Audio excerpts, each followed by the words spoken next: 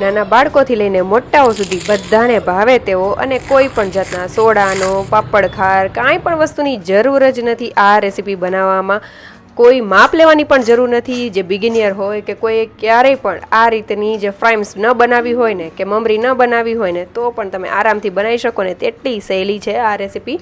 તો જરૂરથી વિડીયોને એન્ડ સુધી જોતા રહેજો અને ખાવામાં ખૂબ જ ટેસ્ટી લાગે છે. તમારું સ્વાગત છે મારી ચેનલમાં અને આપ સૌને મારા જય શ્રી કૃષ્ણ. તો ચાલો શરૂ કરીએ આજની આ રેસીપી. તો સૌથી પહેલાં આપણે એક આ રીતનું મોટો એવું જાડી જેવું એટલે કે ચારણો કે એવું લઈ લેશું અને તેમાં મેં અત્યારે એક વાટકી જેટલા પૌવા લીધેલા છે. જે બટાકા પૌવાના પૌવા આવે એ લીધેલા છે. તમે કોઈ પણ જાતના ઘરમાં હોય એ વસ્તુ લઈ શકો છો, એ પૌવા લઈ શકો છો. તેને આ રીતે આપણે ચાળી લેશું. તો અહીંયા પૌવાનું કોઈ મેઝરમેન્ટ લેવાની જરૂર નથી. તમારે જેટલી આ મમરી કે ફ્રાઈમ્સ કે કુરકુરે પણ કહી શકો એ બનાવવા હોય ને તેટલા તમે બનાવી શકો છો.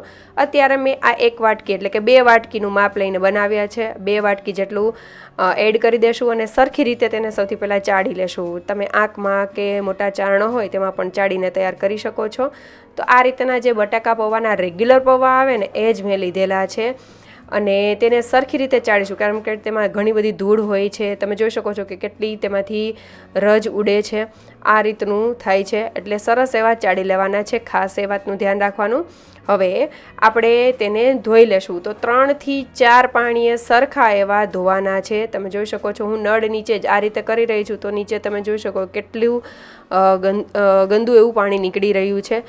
તો તમે જો કોઈ પણ વાસણમાં એડ કરીને ધોવાના હોય ને તો 3 થી 4 વખત તો સરસ એવા ધોઈ જ લેવા કારણ કે તે સરસ એવા ક્લીન થઈ જાય ને ત્યાં સુધી આપણે કરવાના છે. હવે મેં આ એકદમ સરસ એવું પાણી ચોખ્ખું આવવા માંડે ત્યાં સુધીના સરસ એવા ધોઈ લીધેલા છે અને ચારણામાં જ રાખેલા છે આ રીતે. તો આપણા જે પૌવા છે તે ધોવાઈને તૈયાર થઈ ગયા છે. તેને આપણે ફરીથી લઈ લેશું અને તે તમે જોઈ શકો છો તેનો કલર કઈ રીતનો થઈ ગયો છે. એકદમ વ્હાઈટ એવા થઈ ગયા છે. હવે તેમાં આપણે પાણી થોડું એડ કરીશું. આ રીતે ઉપરથી થોડું પાણી છાંટીને રાખી દેશું અને નીચે મેં એક વાસણ એટલે કે તપેલી જેવું રાખેલું છે જેથી કરીને કાંઈ પણ જે વધારાનું પાણી હોય તો તેમાં નીતરી જાય. હવે પાણી ઉપર છાંટીને આપણે ડીશ ઢાંકીને રાખી દેશું. તમે ઓછામાં ઓછી અડધી કલાક અને વધારેમાં વધારે 4 થી 5 કલાક જેવું તેને રાખી દેવું અને જો તમને એવું લાગે કે સાઈડની કિનારીઓ ને બધું સુકાઈ ગયું છે તો પાણી છાંટી દેવું. આ રીતે કરવાથી પૌવા જે છે તે એકદમ સોફ્ટ એવા તૈયાર થઈ જશે અને સરસ રીતે આપણે મસળી શકીશું. તો અહીંયા જે આપણે વેફર કે કુરકુરે કહીએ તે બનાવવાના છીએ ને તે માત્ર પૌવામાંથી જ બનાવીશું. તમે અગાઉ તેનો અવાજ પણ સાંભળેલો હશે અને ખાવામાં પણ ખૂબ જ ટેસ્ટી બને છે. તો આ જે ફ્રાઈમ્સ છે તે આપણે માત્ર પૌવામાંથી જ બનાવવાના છીએ. તો આ રીતે પૌવા મેં 3 થી 4 કલાક માટે પલાળેલા રાખ્યા હતા એમનેમ જ અને તેને લઈ લીધેલા છે અને આ રીતે થોડું થોડું પાણી એડ કરતાં જઈને ખૂબ મસળવાનું છે. તો અત્યારે મેઇન મહેનત જ આ છે. બાકી કોઈ પણ જાતની મહેનત એટલી બધી કરવાની જરૂર નથી. માત્ર આ રીતે થોડું થોડું પાણી એડ કરતા જશું અને આ રીતે કન્ટિન્યુઅસલી મસળશું. 10 થી 12 મિનિટ કે 15 મિનિટ જેટલું કન્ટિન્યુઅસલી મસળવાનું જેથી કરીને તે એકદમ સરસ એવા તેની પેસ્ટ જેવું થતું જશે. હવે તમને એવું લાગે કે આ રીતે હાથની મદદથી મહેનત કરવાની શું જરૂર છે. જો મિક્સચરમાં એડ કરી દઈએ તો કામ આસાન થઈ જાય મતલબ સરળ થઈ જાય. તો એવું કરવાથી કેવું થાય કે એકદમ સરસ જે આમાં ટેક્સચર આવે ને જે રફલી જે અધકચરા જેવા પૌવા રહે છે એકદમ ફાઇન એવા નથી થઈ જતા હાથની મદદથી કરીએ ને તો. પણ જો મિક્સર જારમાં કરીએ તો તેનું ટેક્સચર એવું નહીં આવે. તો આ રીતે સરસ એવું કરી લેશું આપણે જેથી કરીને હાથની મદદથી આ રીતે મસળતા જશું. જેમ આ તમે જોઈ શકો છો હું કઈ રીતે કરી રહી છું. તો કન્ટિન્યુઅસલી આ રીતે કરીશું ને એટલે તમે જોઈ શકો છો કે કઈ રીતની બાઇન્ડિંગ આવેલું છે. હવે મેં અહીંયા જેટલો પણ પૌવા લીધેલા છે તેમાં મારે 2 ગ્લાસ જેટલા પાણીની જરૂર પડેલી હતી જે મસળવા ટાઈમે. તમારે વધારે કે ઓછા પાણીની જરૂર પડી શકે છે. તો બેટર બનાવવા માટે તમારે માત્ર એ વાતનું જ ધ્યાન રાખવાનું કે એકદમ ઢીલું ન થઈ જાય કે એકદમ કઠણ ન હોય. આપણે સરસ એવી તેની જે ફ્રાઈમ્સ છે તે પાડી શકીએ ને એ રીતનું રાખવાનું છે. તમે જોઈ શકો છો કે આ રીતનું બેટર આપણું તૈયાર થઈ ગયું છે. અત્યારે મને પરફેક્ટ લાગે છે એટલે હવે હું તેમાં પાણી એડ નથી કરી રહી અને તમે જોઈ શકો છો કે આટલું પાણી આપણે જોયું છે. તો આ રીતે મેં ચેક કરી લીધેલું હતું. આ રીતે તમે જોઈ શકો છો કે મમરી જેવો શેપ કરેલો છે, એટલે સરસ એવું થઈ ગયું છે. અને તેમાં એકદમ આખા એવા પૌવા પણ નથી રહ્યા અને સાવ મેશ પણ નથી થઈ ગયા, અધકચરા એવા થયા છે. તો 2 ગ્લાસ જેટલું પાણી ટોટલ મેં વાપર્યું છે અને જો જરૂર પડે તો એડ કરવાનું. હવે તેમાં મસાલામાં માત્ર મેં ચીલી ફ્લેક્સનો ઉપયોગ કરેલો છે. સ્વાદ પ્રમાણે મીઠું એડ કરી દેશું, 1 ચમચીથી થોડું ઓછું. કાળા મરીનો પાવડર એડ કરી દેશું અને મેં અહીંયા સફેદ તલ એડ કરેલા છે. એટલે ઘરે આપણે બાળકો માટે કે આપણા ઘર માટે બનાવતા હોય તો આપણા મનપસંદ જે મસાલા એડ કરવા હોય ને તે આપણે કરી શકીએ. આમાં તમારે ઇનકેસ જીરું એડ કરવું હોય તો પણ તમે કરી શકો છો, મેં નથી કરેલું. તમને જે મસાલા તમને એવું થાય કે મને આ ફ્લેવરવાળું ભાવે છે તો તમે એ ફ્લેવર પણ તમે આમાં એડ કરી શકો છો. તમારે મરચાંની પેસ્ટ, કોથમરી મરચાંની પેસ્ટ કે આદું પણ એડ કરવું હોય તો પણ કરી શકાય, તેની પણ ફ્લેવર સરસ લાગે છે. હવે આપણે બધી વસ્તુને સરસ રીતે મિક્સ કરી લેશું અને ત્યારબાદ આ રીતે મેં પાઇપિંગ બેગ લીધેલી છે. જો તમારી પાસે પાઇપિંગ બેગ ન હોય તો તમે દૂધની જે કોથળી આવે છે તે પણ લઈ શકો છો, ધોઈને તેને સૂકવીને લઈ શકાય. અથવા તો ઘરમાં કોઈ પણ એવી બેગ હોય આ રીતની તો તે તમે લઈ શકો છો અને યુઝ કરી શકો છો, કોઈ એવી જરૂર નથી. હવે આ રીતે મેં પાઇપિંગ બેગમાં બધી વસ્તુ એડ કરી દીધેલી છે અને આ રીતે કટ કરી લેશું. અત્યારે મેં થોડું નાનું એવું કટ કરેલું છે, તમે જોઈ શકો છો કે આસાનીથી જે મિક્સચર છે તે બહાર આવી જાય છે. તો અત્યારે મેં આ રીતે રાખેલું છે અને તેને આ રીતે રબર બેન્ડથી આપણે પાછળનો જે ભાગ છે તેને બંધ કરી દેશું, જેથી કરીને મિક્સચર બહાર ન આવવા કરે. હવે મેં અહીંયા પ્લાસ્ટિકની એક મોટી એવી કોથળી લીધેલી છે, તેની ઉપર આ રીતે આપણે કરતા જશું. તો અત્યારે તમે જોઈ શકો છો કે પતલું એવું પડી રહ્યું છે.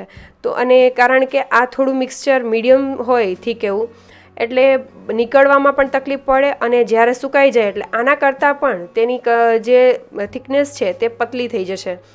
તો એટલા માટે મેં જે આ પાઇપિંગ બેગ છે તેને થોડી વધારે કટ કરેલી છે અને તમે જોઈ શકો છો કે અત્યારે કઈ રીતની થિકનેસવાળી જે હું ફ્રેમ્સ છે પાડી રહી છું.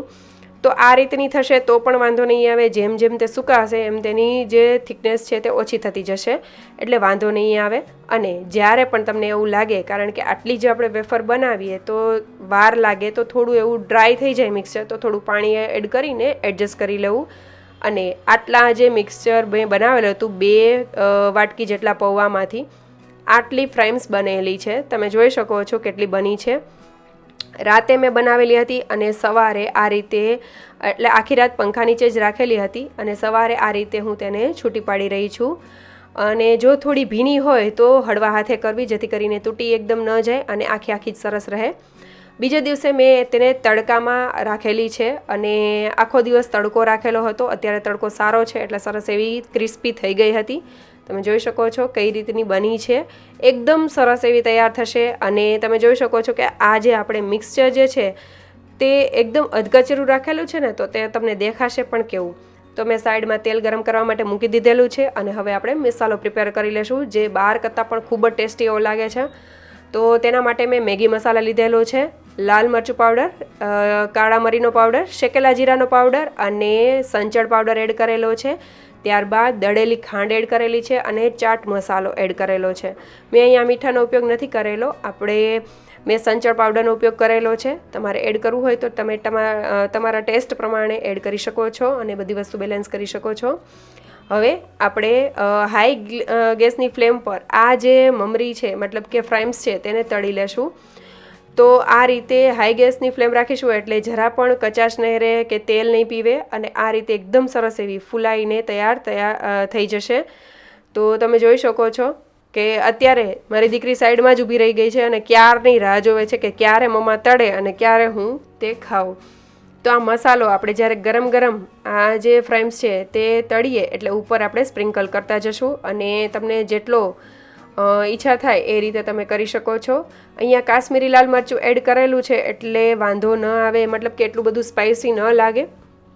તમે તમારા ટેસ્ટ પ્રમાણે મસાલા પણ એડજસ્ટ કરી શકો છો કે અથવા તો તમે તમારા ટેસ્ટ પ્રમાણે વધારે કે ઓછા તો કરી શકો, પણ એડ પણ કંઈક કરવું હોય તો તમારા ઘરમાં પેરી પેરી મસાલા છે કે એવું પણ બાળકોને ભાવતું હોય છે તો એ પણ તમે એડ કરી શકો છો. તમે જોઈ શકો છો કે આપણી જે કુરકુરે કહીએ કે ફ્રેમ્સ કેવી બની છે, એકદમ મસ્ત એવો ટેસ્ટ આવે છે. કુરકુરે પણ બાળકો ભૂલી જાય ને એવી મસ્ત એવી લાગે છે. તમે જરૂરથી એકવાર ટ્રાય કરજો. બાળકો જ નહીં, મોટાઓને પણ એટલી ભાવશે. અને તમે ક્રિસ્પી કેટલી બની છે ને એ પણ તમે સાંભળી શકો છો અને જોઈ શકો છો.